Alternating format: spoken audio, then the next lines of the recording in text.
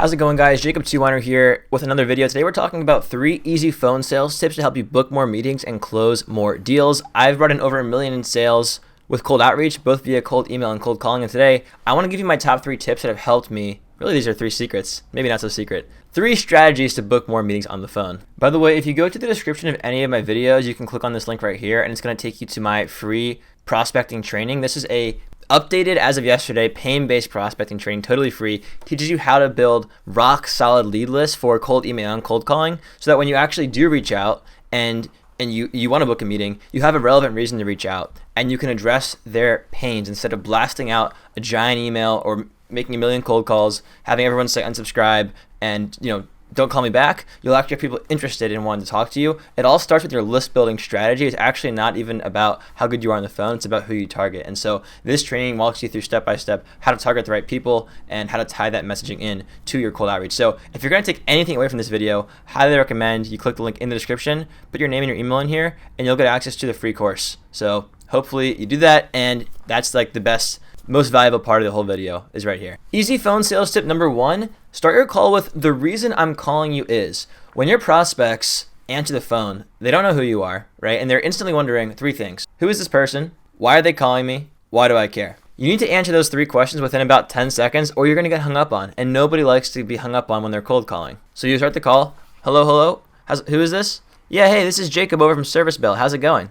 Good, thanks. What are you calling about? Yeah, sure. The reason I'm calling you is, boom, and then you hit them with a relevant value prop, and this relevant value prop needs to address a pain that they have, and then you can lead them into an open-ended question, which makes them think about pain. I talk about this a bit in my free training, and also in the paid course that's coming out soon, I talk about it as well. By the way, if you sign up for the free training, you'll get a discount on my paid course because you're going to be like in the early access group. I talk about how to come up with a reason for the call, but the high level is, I'll just tell you right now, when you have a customer coming inbound, they already have a problem, they already have a solution in mind, and they already have you in mind because they found you on Google or they watched your YouTube video or they have asked a friend for a referral. So by the time they get to you for the deal, right, it's a slam dunk. When you go outbound, the prospect is probably pain aware. They probably have the problem that you're going after, but they're not so deep into the problem that they're actively looking for a solution most of the time. And so when you call them and they say, I'm not interested, you can say, yeah, I know you're not interested. That's why I'm calling you. Otherwise, you would have called me. But if you know that they have a problem just by intuiting it, looking at them and being able to diagnose it by looking at their signs and symptoms, which I talk about in the free training, you can address that pain point and get them to want to buy. For example, if you were to go up to a person who's overweight and try and sell them a supplement, they'd probably say no. But if you instead know that because they're overweight and they put a lot of pressure on their knees, they probably have knee pain, and you ask them, how do your knees feel at the end of the day? And they say, oh, it hurts a lot, right? Oh, well, how much does it hurt? Oh, it's so bad I can't even walk. Okay, well, if I had a pill that could make the pain go away, would you want that? Yes. Okay, boom.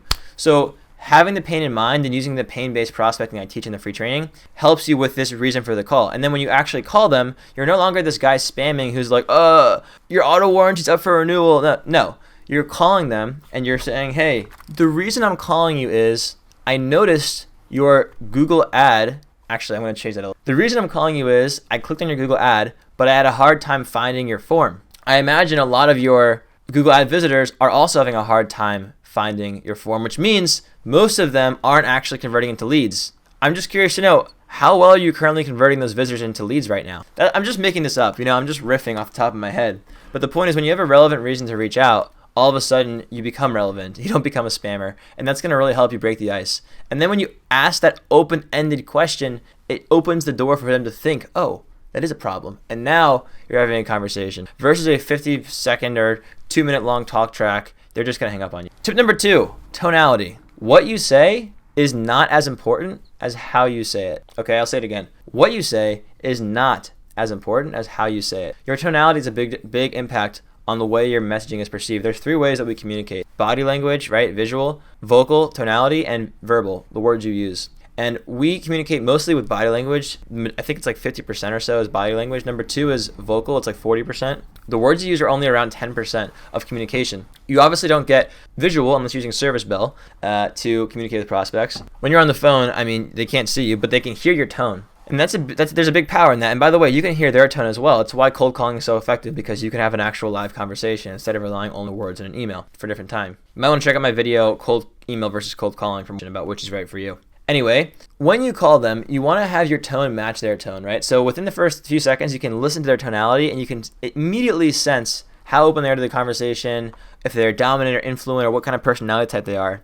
And you want to match their tonality and their speed, but just come in a little bit higher than them. So if they're like me and they're excited, you can come in a little bit higher and say, hey, Jacob, how's it going? I'll be like, what's up, man? How are you? And I'll be excited because I'm an excited guy. But some people, they talk low like this. My AutoCut software is probably chopping out my pauses, but I'm also taking a few seconds to pretend that I'm speaking slowly. But you can tell that I'm speaking like this. So if I cold called someone like me, I might come in up here and say, hey, Jacob, how are you? And you can tell that my voice is just a bit higher than the person I'm calling. This way, when they hear you, you're exciting to them, you're not boring, but you're not so far off that you're like, like I talk too fast a lot. And I was once at a meal with an older person, and he kind of commented on it. He's like, dude, you got to slow down. I can't hear anything that you're saying, right? Because I get too excited and I talk too fast. It's a bit immature. So if I do that with somebody like him and I cold call him, he's not going to be able to listen to me. He can't even tell what I'm talking about. It's going to annoy him. It'll hang up the phone. So your tonality is important to match them. That's a very easy tip. Tip number 3, this is a big one. There's this book called Never Split the Difference by Chris Voss. He was a hostage negotiator for the FBI, and he literally negotiated with terrorists, okay? And he teaches you in this book the psychological tools that he used to literally negotiate with terrorists, meaning he teaches you a few strategies you can implement that work on anybody. And 2 of them that work insanely well for sales, relationships, and even cold calling are labels and mirrors. So you should really read the book if you want. I highly recommend always up-leveling your skill set, always trying to work on yourself, always trying to improve. This is a great book to do that. Labels and mirrors are ways to get prospects to feel like you understand them without you actually you do understand them actually. It's active listening and tactical empathy. So for example, a classic thing that's going to happen is once you deliver your elevator pitch and you ask them the question, how are you currently handling right now? Most of the time, they're going to give you an initial brush-off objection, like, I already have something. I talk about this a lot more in my paid training around cold outreach, the Cold Outreach Masterclass, which is not released yet, but if you subscribe to my free training, you'll get a discount code for when it is released. But I talk about these initial brush-off objections. People don't want to speak to a cold caller. So often what's going to happen is even if they're a good fit, they'll say, we already have something for this, right? Either because they don't want to talk to you or you didn't deliver your value prop, you didn't articulate it properly such that they would understand the nuanced difference between what they already have and what you're offering, right? So they'll say, yeah, we already have something for this. Now the gut reaction would be, oh, no, but ours is better. It has this feature and that feature. No.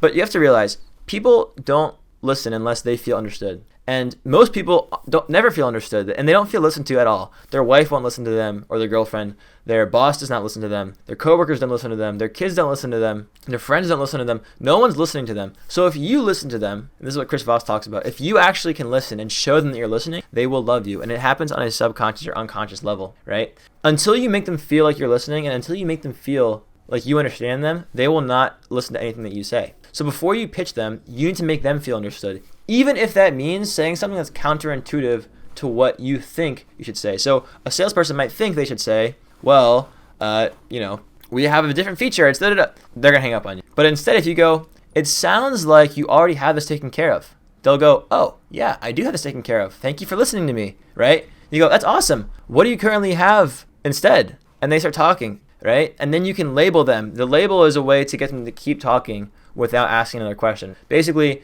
if you keep asking question after question after question and you don't add to the conversation, it begins to feel like an interview and the prospect can get annoyed. So if you use labels, which is essentially, a mirror, which is essentially repeating the last 3 words of what they said to you, you can get them to keep talking and give you more information without asking them another question. And it also makes them feel like you're listening. Again, I get into this a lot more in my paid training, but the high level here is when you use labels and mirrors, you can make your prospects feel understood and get them to feel like you're listening and get them to say, that's right. And once they say, that's right, and they feel like you get them, now you can go in for the kill. And I see this all the time. Once they say, that's right, you're in position to strike because now they will listen to you. So again, the 3 tips I'm going for here are, number 1, you have to have a good reason for the call. And that goes back to the prospecting list, right? Why are they on your list in the first place? Why did you add them to the list? Highly recommend the free training. You can grab it. Let me just show you one more time. Just click the link in the description, put your name and your email here, click on more clients, confirm your email subscription, and then you'll get access to log into the free training. When you use this pain-based prospecting strategy, you